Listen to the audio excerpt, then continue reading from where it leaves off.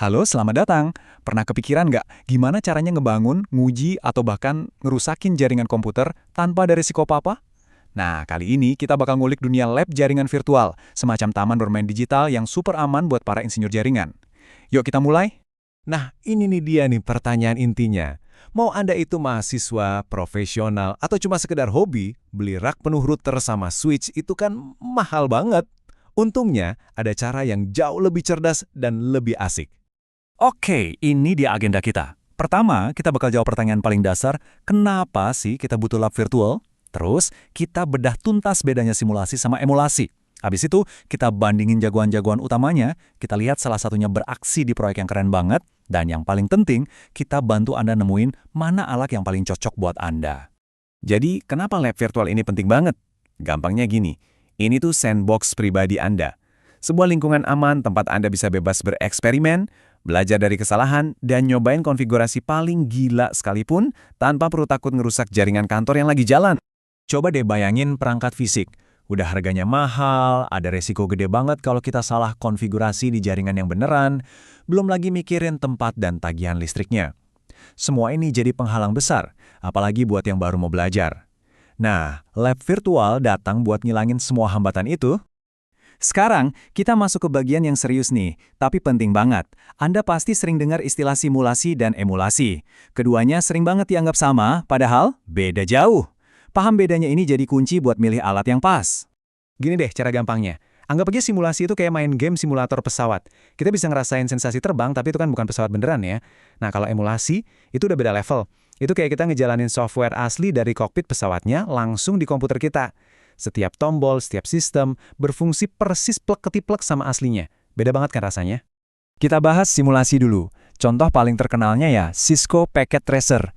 Ini alat yang keren banget buat pemula, atau siapa aja yang lagi belajar buat sertifikasi dasar kayak CCNA. Kita bisa drag and drop perangkat dan belajar konsep dasarnya. Tapi ingat kata kuncinya, Packet Tracer itu cuma meniru perilaku perangkat, bukan menjalankan sistem operasi aslinya. Nah, sekarang kita pindah ke emulasi. Dan disinilah semuanya jadi terasa nyata. Alat-alat kayak GNS3 atau EVNG itu benar-benar ngejalanin sistem operasi asli dari perangkat Cisco, Juniper, dan lain-lain. Artinya apa? Setiap perintah yang Anda ketik di Command Line Interface atau CLI, bahkan perilaku protokol rumit kayak BGP yang ngatur internet, semuanya 100% otentik. Ini level selanjutnya buat para profesional. Oke, setelah paham bedanya, sekarang mari kita lihat siapa aja sih pemain utama di bidang ini. Masing-masing punya kelebihan dan kekurangannya sendiri dan dirancang buat tipe pengguna yang beda-beda. Tabel ini ngerangkum semuanya dengan jelas. Buat yang mau cepet mulai, ada Packet Tracer. Buat profesional yang suka ngoprek sendiri, GNS3 itu pilihan klasiknya. Kalau Anda kerja bareng tim, EVNG jadi andalan. Buat para jagoan otomatisasi, dan ini tren gede sekarang, Container Lab itu juaranya. Terus ada pemain baru yang menarik banget, NetPilot, yang pakai AI buat ngubah cara kita bikin lab.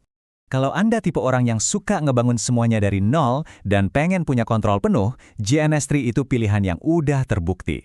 Di sisi lain, ada juga PNetLab yang nawarin fleksibilitas mirip, tapi dengan tampilan berbasis web yang lebih modern. Makanya, ini populer banget di dunia pendidikan yang butuh dukungan banyak vendor. Nah, ini salah satu faktor yang sering jadi penentu waktu buat setup. Lihat aja bedanya, jomplang banget. Pakai Tracer, 10 menit juga udah siap pakai. GNS3 atau Container Lab, ya siapin aja beberapa jam. Dan kalau Anda mau nyiapin server EVNG buat satu tim, wah itu bisa makan waktu 1-2 hari penuh. Beda banget kan? Ini penting buat dipertimbangkan. Oke, teorinya cukup. Sekarang kita lihat gimana alat-alat ini beneran bekerja. Biar kebayang kemampuannya, kita bakal coba bikin proyek yang seru banget, ngebangun sistem rumah pintar virtual. Yap, Anda nggak salah dengar. Kita nggak cuma ngomongin routing dan switching di sini. Dengan fitur IoT di Packet Tracer, kita bisa ngebangun lingkungan interaktif yang cerdas, yang benar-benar nunjukin sisi kreatif dari alat ini. Ini dia rancangannya. Kita punya sensor gerak sebagai input. Begitu ada yang lewat, sensornya ngirim sinyal ke kaisar microcontroller. Nah, si microcontroller ini kemudian nyuruh outputnya, yaitu alarm, speaker, dan lampu buat nyala. Semuanya nyambung lewat router nirkabel. Dan disinilah keajaibannya. Kita bisa program logikanya langsung ke microcontroller virtual pakai JavaScript. Kodenya simple banget. Kalau sensor gerak di pin 0 ngedeteksi gerakan atau ngirim sinyal high, maka otomatis dia bakal nyalain alarm, lampu LED, dan juga speaker. Ini bukti betapa fleksibelnya alat ini. Dan inilah hasilnya, sebuah rumah pintar virtual yang berfungsi penuh. Kita bisa simulasikan ada orang jalan lewatin sensor dan lihat seluruh sistemnya bereaksi secara real-time. Bahkan kita bisa pakai tablet virtual buat ngakses server dan ngebuka pintu garasi. Ini benar-benar cara yang keren banget buat bikin konsep IoT jadi nyata. Oke, setelah lihat semua ini, pertanyaan besarnya sekarang, jadi alat mana yang harus Anda pakai? Yuk, kita pecah satu persatu berdasarkan kebutuhan Anda. Jadi, mana yang buat Anda? Kalau Anda pelajar, mulailah dari paket tracer. Gratis, gampang. Kalau Anda profesional yang butuh kontrol total, GNS3 jawabannya. Mau terjun ke dunia otomatisasi, pilih Container Lab. Bekerja bareng tim, FVNG Pro itu yang paling pas. Dan kalau waktu adalah aset Anda yang paling berharga, pendekatan berbasis AI dari NetPilot jelas nggak ada tandingannya. Kutipan ini benar-benar pas dengan pembahasan kita. Alat-alat ini bukan ada untuk menggantikan keahlian seorang insinyur. Justru sebaliknya, mereka ini adalah penguat. Alat yang bikin kita bisa belajar lebih cepat, bereksperimen lebih aman, dan pada akhirnya ngebangun sistem yang jauh lebih canggih. Dan ini membawa kita ke sebuah pertanyaan besar buat masa depan. Kalau AI udah bisa ngebangun lab buat kita cuma dari perintah teks, terus keahlian apa lagi yang paling dibutuhkan?